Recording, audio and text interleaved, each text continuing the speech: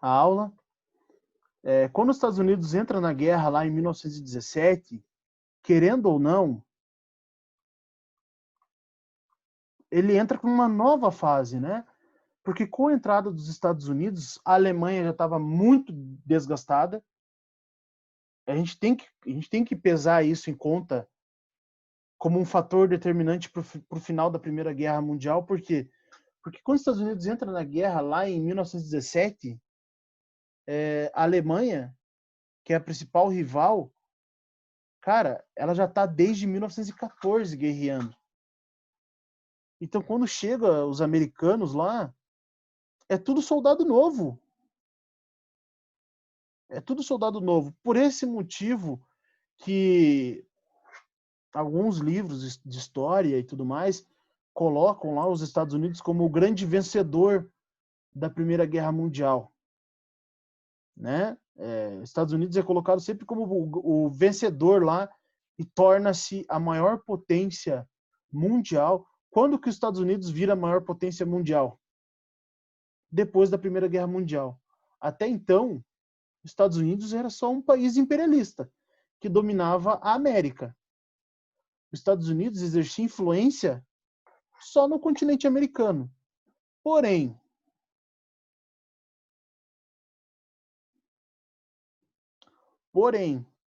com o término da Primeira Guerra Mundial, os Estados Unidos torna-se a principal potência do mundo.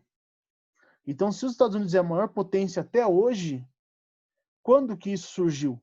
Depois da Primeira Guerra Mundial. Beleza? Tranquilo, gente? Só para vocês entenderem aí quando a gente fala de potências e tudo mais, tá? Deixa eu pegar o slide aqui.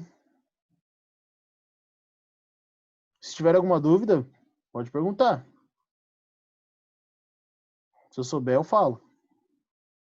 Se eu não souber, eu passo para frente. Brincadeira, né, gente?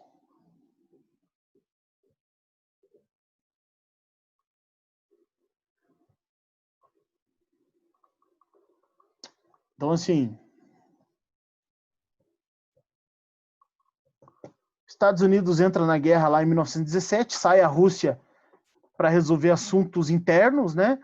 A Revolução Russa, a Revolução Socialista que estava ocorrendo nesse mesmo período, e entra os Estados Unidos, um exército mais fortalecido, e os Estados Unidos trazem consigo vários países da América.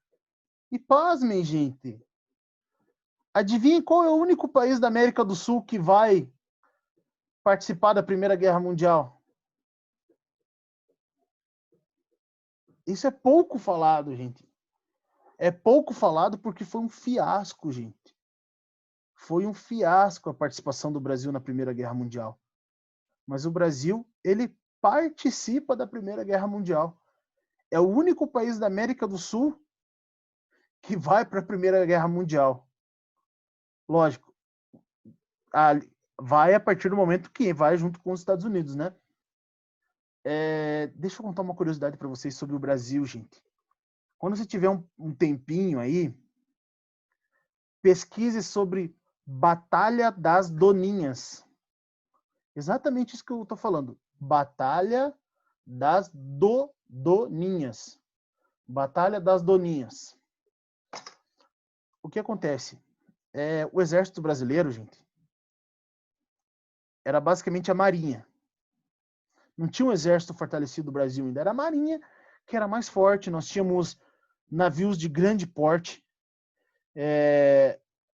Navios brasileiros, a princípio, foram atacados por alemães. E o Brasil resolve ir para a guerra já no seu finalzinho de guerra, lá em novembro de 1917. Porém, cara, quando o Brasil vai para a guerra, na primeira tentativa, a tropa brasileira fica na Espanha.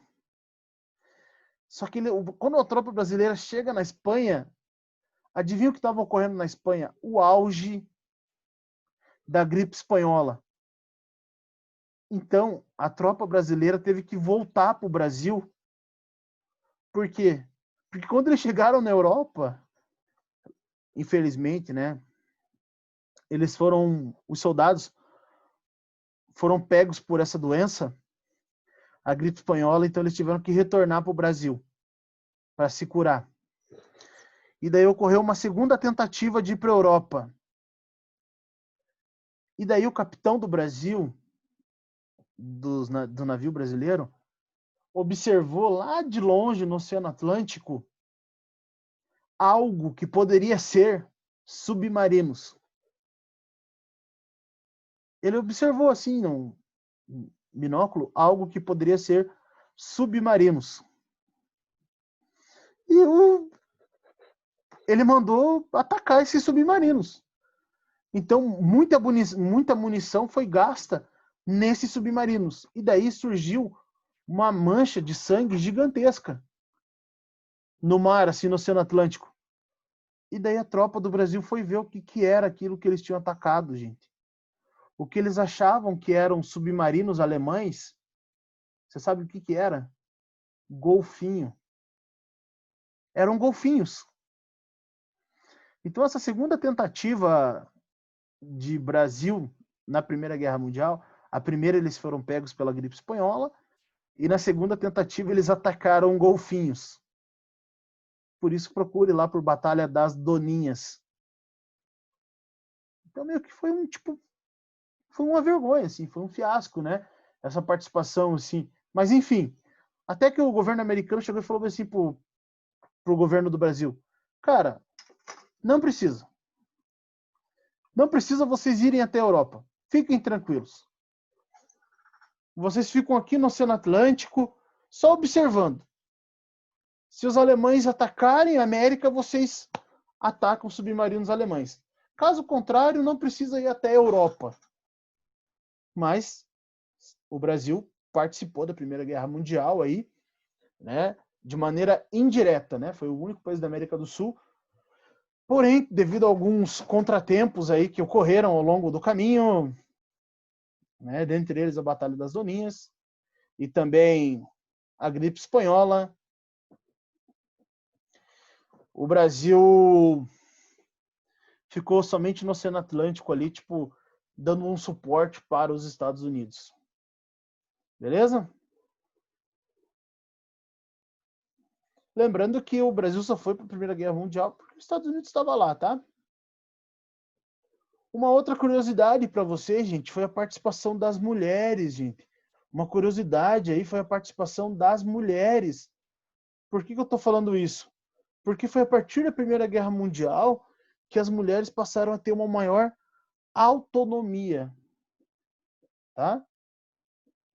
Foram elas que começaram a trabalhar em fábricas, então as mulheres começaram a ter uma maior autonomia política e econômica a partir da Primeira Guerra Mundial. Por quê? Porque os homens estavam em guerra. Então cabia às mulheres fabricar as armas. E muitas mulheres se tornaram e tiveram seus maiores direitos reservados na Europa e nos Estados Unidos a partir da Primeira Guerra Mundial, beleza? Então o direito das mulheres, aí, o direito civil das mulheres, ele se fortalece muito durante a Primeira Guerra Mundial. Só uma característica para vocês aí, meninas também. Tá?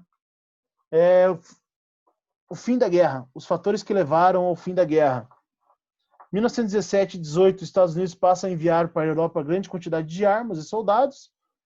O Império Alemão passava por problemas internos, né? Lógico, 4 anos de uma guerra ali. E em novembro de 1918,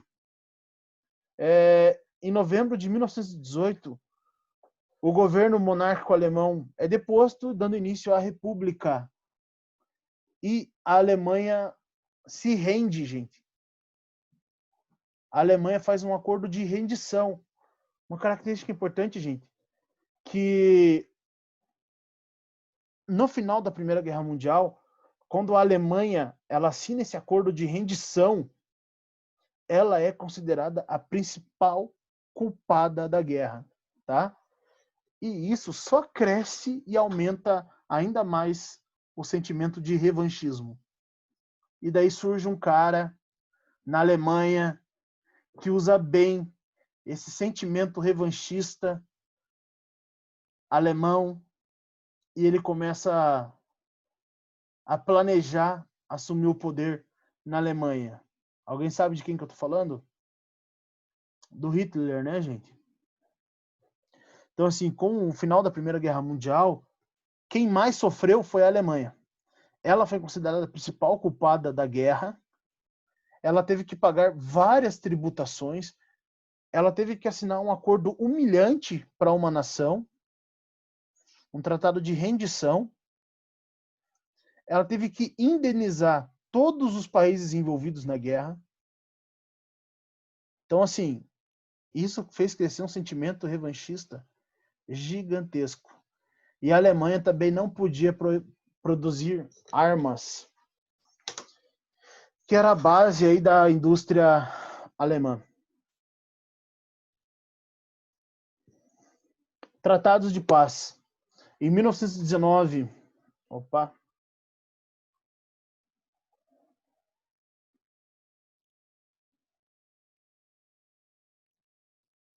Como assim, Gabriele?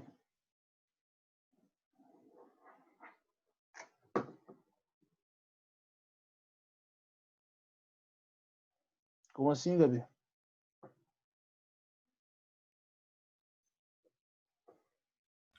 Não, professor, é que eu tinha visto um lugar, eu acho que era fake, eu não sei, que ele foi bombardeado por aquele gás mostarda e por isso que ele teve que se afastar. Durante a Primeira Guerra Mundial? Isso. Ou a segunda, uma coisa assim. Não, na segunda ele era o cabeça, né? Daí na segunda ia. Ah, eu sei. O que acontece? Durante a Primeira Guerra Mundial, ele foi atacado, sim, por gás mostarda, né? Que é um gás... E ele ficou meio que um pouquinho cego do olho. De um dos olhos ele ficou um pouco cego, né? Lógico, você não fica cego do nariz, né, gente?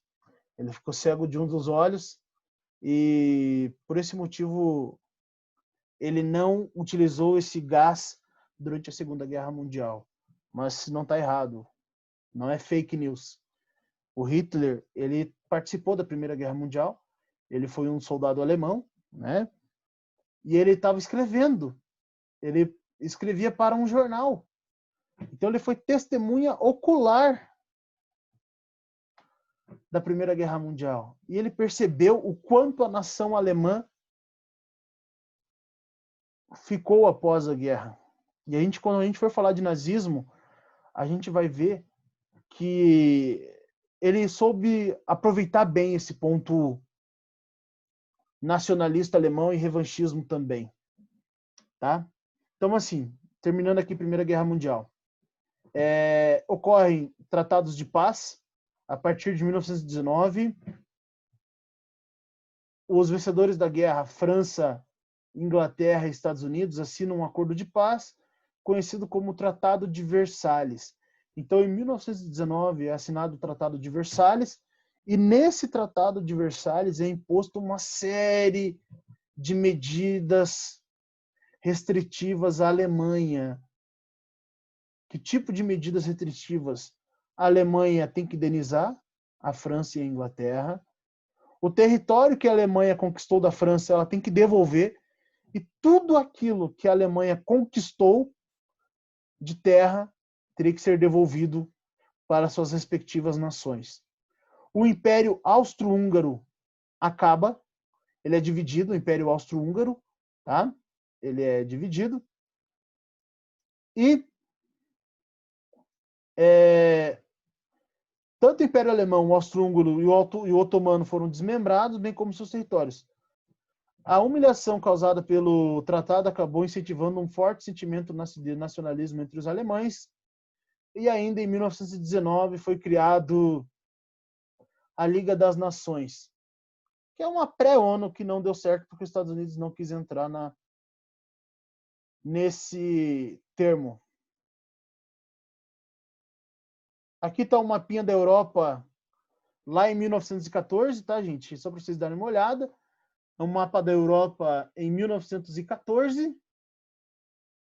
Percebam aí que a gente está aqui em laranja, o Império Otomano, a Áustria-Hungria e a Alemanha. Beleza? Guerrearam aqui contra a França, a Inglaterra, aqui em cima a Rússia. E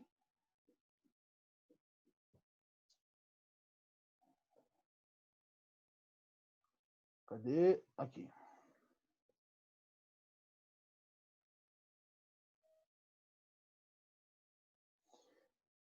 Esse é o mapinha da Europa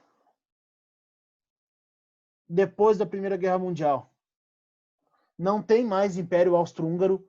O Império Austro-Húngaro ele se divide em vários outros reinos. O território da Polônia é devolvido, né, para a população. Não existe mais Império Otomano. Agora é Turquia e Grécia. Percebam lá que antes era Império Otomano, mas agora é a Turquia, e a Alemanha tem seu território totalmente desmembrado. Só para finalizar a Primeira Guerra Mundial. Durante a década de 1920, vários países europeus contraíram enormes dívidas com os Estados Unidos. Quem saiu como principal vencedor? Estados Unidos. E ele começou a emprestar dinheiro para as nações europeias. A partir do momento que os Estados Unidos passa a emprestar dinheiro para as nações europeias, ele torna-se a principal potência do mundo. Beleza, gente? Tranquilo até aqui? Essa questão de Primeira Guerra Mundial? O que pode vir a cair para nós? As consequências da Primeira Guerra Mundial e uma das doenças aí que mais matou no mundo no século XX, que foi no caso lá a gripe espanhola. Falando sobre a gripe espanhola, gente, por que eu acho que ela pode vir a cair? Porque foi uma grande pandemia, assim como essa que nós estamos passando, né? Porém, morreu muito mais gente. Beleza? Outra característica também dessa questão da gripe espanhola, porque não começou na Espanha, a gripe começou nos Estados Unidos, a gripe espanhola ela começou nos Estados Unidos, porém, nenhuma nação falava sobre ela, muita gente estava morrendo dessa doença aí a partir de 1917 na Europa, porém, o primeiro país a falar sobre a existência dela é a Espanha.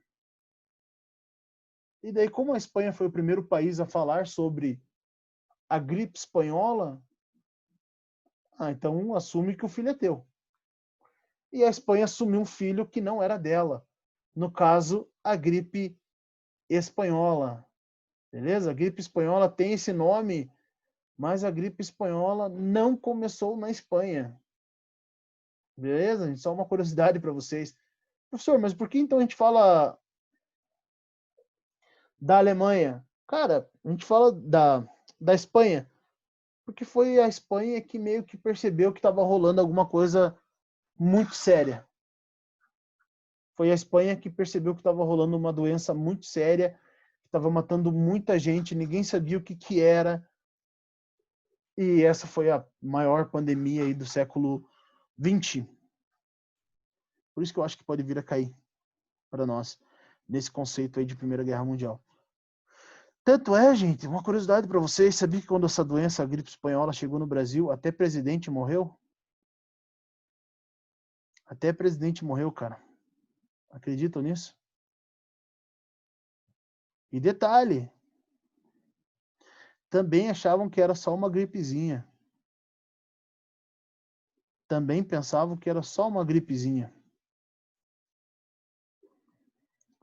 Vamos lá, gente, dar continuidade agora. Vamos falar um pouquinho sobre período entre guerras aí. Então não pense vocês que acabou a Primeira Guerra Mundial, então tá todo mundo, uhul, tô tranquilo, tô favorável, tô tranquilo, tô favorável. Na verdade não, gente. Na verdade, com o final da Primeira Guerra Mundial, uma nação imperialista começa a se fortalecer, enriquecer cada vez mais. Eu estou falando dos Estados Unidos. Eu estou falando dos Estados Unidos. Começa a enriquecer, se fortalecer mais a partir lá da década de 20. A expansão econômica dos Estados Unidos, enquanto potência capitalista, começa a progredir muito a partir do século 20, tá, gente?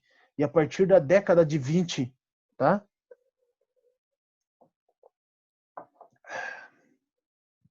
Beba água. Então, assim, expansão econômica dos Estados Unidos. Durante a Primeira Guerra, os Estados Unidos se mantiveram neutros até 1917. Os Estados Unidos entra no finalzinho da Primeira Guerra Mundial. Com o término da guerra, o governo passou a financiar a reconstrução econômica e infraestrutura de países europeus após a guerra. Qual que foi a consequência para os Estados Unidos? Aumento da produção. A partir do momento que aumenta-se a produção, ocorre um salto econômico no país. Então, nos Estados Unidos ocorre um salto econômico, boom, gigantesco, né? A produção norte-americana deu um salto econômico em vários setores. Os Estados Unidos apresentaram um aumento das exportações. Exportação é a venda, né? Passaram a vender cada vez, exportar para outros países cada vez mais produtos, principalmente eletrodomésticos, né? E que começam a ser criados e desenvolvidos aí, eletrodomésticos. Dentre os eletrodomésticos, esse aparelho aqui, ó, que a mulher aqui, ó, tá enchendo junto com o piazinho, a geladeira, tá? Acúmulo de capital, né? Acúmulo de grana, se eles estão emprestando e se eles estão vendendo cada vez mais. E também ocorre a ideia de consumismo elevado. Só que eu vou falar uma parada para vocês, gente. Essa ideia de consumismo elevado é algo meio que é ilusório. Os Estados Unidos começou a passar uma imagem de felicidade, de compra, de ascensão do capitalismo durante a década de 20 e principalmente começou a criar, desenvolver novas tecnologias. As pessoas começaram a consumir cada vez mais. Os Estados Unidos passou a ser um estado que se consumia cada vez mais. E principalmente produto para as massas. Como assim produto para as massas nos Estados Unidos? Cara, o que acontece? A gente está falando do auge da segunda revolução industrial. Então, vários eletrodomésticos estavam sendo construídos. Vários eletrodomésticos estavam sendo construídos, criados, desenvolvidos. Só que era muito caro comprar esses eletrodomésticos, porque era novo, né, gente? E tem aquele detalhe. Por exemplo, assim, ó, aquela ideia bem capitalista sobre o trabalho, né? E bem de cunho econômico. Qual que é a função do trabalho, assim? Por que a gente trabalha? Tipo, qual que é o objetivo do trabalho? Né? Bom, para receber no final do mês e gastar com aquilo que eu bem desejar. Essa é a ideia do trabalho. Né? O trabalho, ele passa a ter uma nova identidade com a Revolução Industrial, que é qual função do trabalho? Cara, o trabalho serve para suprir as minhas necessidades. Essa é a ideia do trabalho, ele serve para suprir as necessidades. Quando essa ideia é formada? A partir da segunda Revolução Industrial, com o desenvolvimento do capitalismo, né? E principalmente com a ideia do consumismo, né? Principalmente com a ideia de consumo, e quando os produtos passam a serem para todas as pessoas. Então, a partir do momento que você trabalha, bom, o trabalho vai servir para quê? Para suprir as minhas necessidades. Beleza? E durante a década de 20 nos Estados Unidos, muitas pessoas trabalhavam nas fábricas e eles começaram a fazer vários empréstimos para comprar esses produtos. Aquela parada assim, ó, você precisa? Você realmente precisa? Não, mas eu quero. Sabe quando você está bem afim de comprar alguma coisa? Daí chega, por exemplo, sei lá, teus pais, ou tio, ou irmão mais velho e fala, mas para que você quer isso aí? Mas para que você quer isso? Cara, eu quero porque eu quero. Não tem que ficar explicando muito, né? Então, a ideia do consumo, como a gente conhece hoje, ela parte da década de 20 nos Estados Unidos. Isso influenciou muito até os dias, e influencia até os dias de hoje. Principalmente aquela ideia do American Way of Life, estilo de vida norte-americano, né? O American Way of Life, desenvolvimento industrial, né? Produto para as massas, começa a surgir o sentimento lá, a ideia de American Way of Life, estilo de vida norte-americano, né? O que é esse estilo de vida norte-americano? As nações americanas que são influenciadas pelos Estados Unidos, elas têm muito essa ideia do American Way of Life. O Brasil tem muito disso, né, gente? Até os dias de hoje, principalmente nos dias de hoje, esse American Way of Life aí, ele é muito grande, assim, né? O estilo de vida norte-americano, né, gente? Que foi essa influência dos Estados Unidos a partir desse período em várias outras nações do mundo, principalmente na América. Né? Os Estados Unidos começam a exercer uma influência muito grande na Europa, mas no continente americano ele só aumenta cada vez mais a sua influência, principalmente em terras tupiniquins, que no caso é o Brasil. Aqui tem duas imagens que representam bem essa característica aí, tá?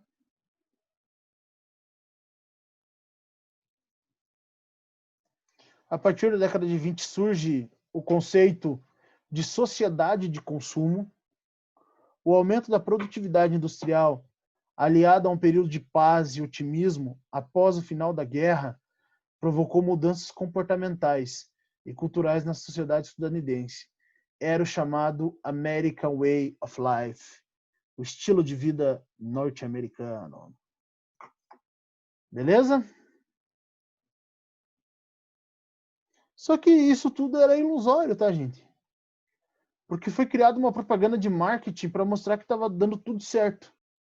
Foi criada uma ideia de marketing que estava tudo, tipo, de boa, tudo dando certo, tudo ocorrendo às mil maravilhas nos Estados Unidos. Mas não era verdade. Não era verdade, gente. Não era verdade por quê? Porque o aumento da produção aumentou, começou a se produzir cada vez mais, as fábricas passaram a estocar produtos. E isso é um problema. Quando as fábricas passam a estocar cada vez mais produtos, os empresários começam a perceber que a produção ela não aumentou. Em que sentido que eu estou falando isso? Você está produzindo cada vez mais, construindo cada vez mais coisas, porém não está saindo na loja. Por que não está saindo na loja? Porque as pessoas elas não têm dinheiro. As pessoas elas não têm dinheiro para comprar, gente. As pessoas elas não têm dinheiro para comprar. Então, na década de 20, nos Estados Unidos, criou-se muito essa sensação que está tudo bem, que o país está desenvolvendo, se enriquecendo, mas na verdade isso era ilusório. Por que era ilusório? Porque os impostos estavam aumentando, os produtos não eram baratos, eram produtos muito elevados, as pessoas estavam fazendo cada vez mais empréstimos, só que o salário não aumentava. E qual é a consequência disso? Aumento da inflação. Nós estamos passando por isso atualmente. Faz uns 5, 6 anos que o Brasil está passando por isso, gente. Esse período de inflação onde os produtos eles não diminuem o valor deles. Os produtos eles tendem a aumentar o seu valor, porém o salário mínimo ele não aumenta de acordo com a demanda dos produtos. O salário mínimo está aqui, imposto está aqui e os produtos subindo cada vez mais. Isso faz com que a inflação aumente, tá? E lógico, isso afeta grande parte da população, por quê?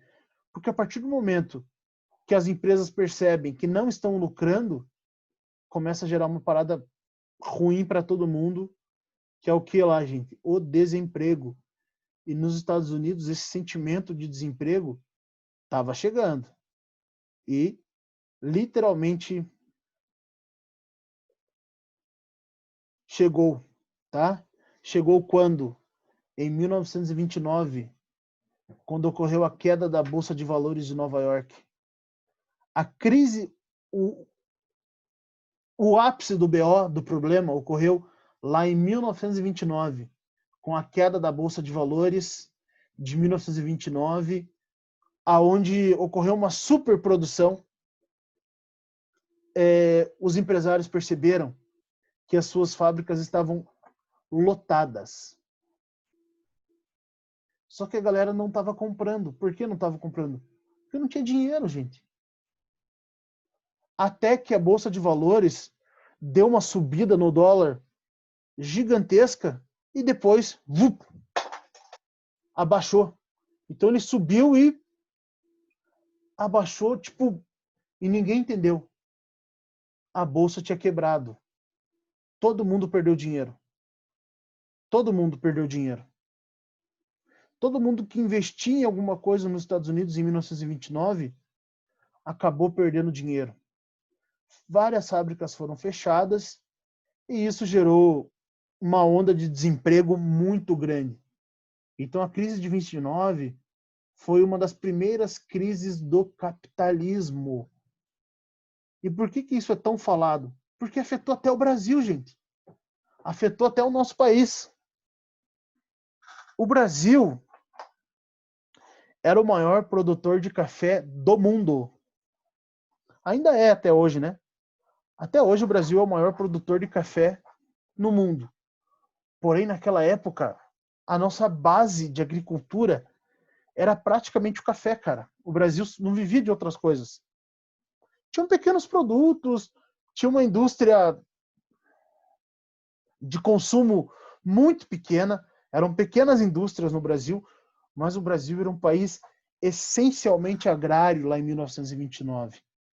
Comparado a outras potências, o Brasil era um país agrário lá em 1929, né? E daí o que acontece, cara? Quando ocorre a queda da Bolsa de Valores, a quebra da Bolsa de Valores de Nova York, pra gente é um BO muito grande, porque o nosso maior comprador, adivinha quem era? O nosso maior comprador de café? Os Estados Unidos. Meu, se os caras quebrou, os caras não têm dinheiro. Então, assim, a gente está levando cada vez mais calote durante esse período. E chega ao ponto onde várias sacas de café elas têm que ser queimadas. Então, o estoque de café ele é queimado no Brasil. Não tem ninguém para comprar. E outro fator determinante para a crise de 29, lembra lá no final da Primeira Guerra Mundial que os Estados Unidos começou a emprestar grana para a França e para a Inglaterra? Os franceses e os ingleses começaram a pagar essa dívida que eles tinham com os Estados Unidos, até que eles pagaram tudo.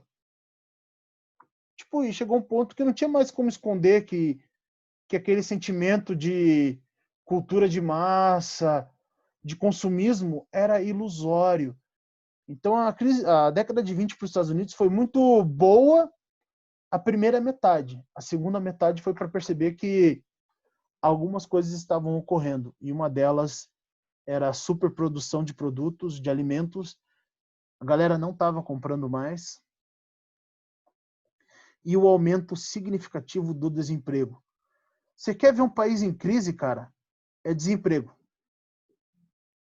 Você quer ver um país em crise quando a taxa de desemprego está lá em cima? Daí você vai ver um país em crise. Quando várias outras pessoas não querem investir mais. Tá?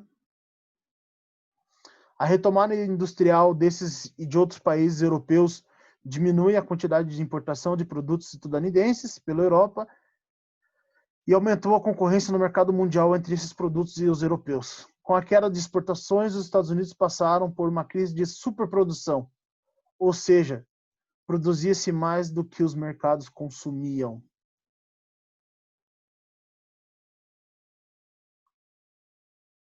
A consequência foi a queda dos preços e o aumento do estoque de produtos que não tinham compradores, né, que não tinham compradores. Então, assim, muita loja com estoque abarrotado, não tinha pessoas para comprar. Por que não tinha pessoas para comprar? Falta de emprego. O estoque estava gigantesco, mas falta de emprego. E no caso do Brasil, várias sacas de café tiveram que ser literalmente queimadas, porque não tinha para quem vender. E qual que foi a solução encontrada pelo governo norte-americano? E qual foi a solução encontrada pelo governo norte-americano aí para tentar sanar a dívida e tentar reestabelecer a economia do país?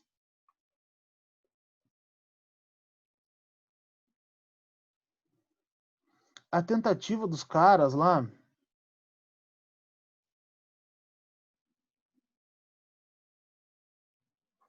foi o New Deal, o novo acordo. Os Estados Unidos é um país que tem uma tendência bem capitalista. A gente sabe disso. Os Estados Unidos é um país que tem uma tendência muito capitalista, né? E muito liberalista. O que acontece? Qual que é a principal ideia do liberalismo? É a pouca interferência do Estado na economia. Quase nenhuma. O que prega o capitalismo e o liberalismo? Que quanto menos o Estado intervir na economia do país, melhor é para o país.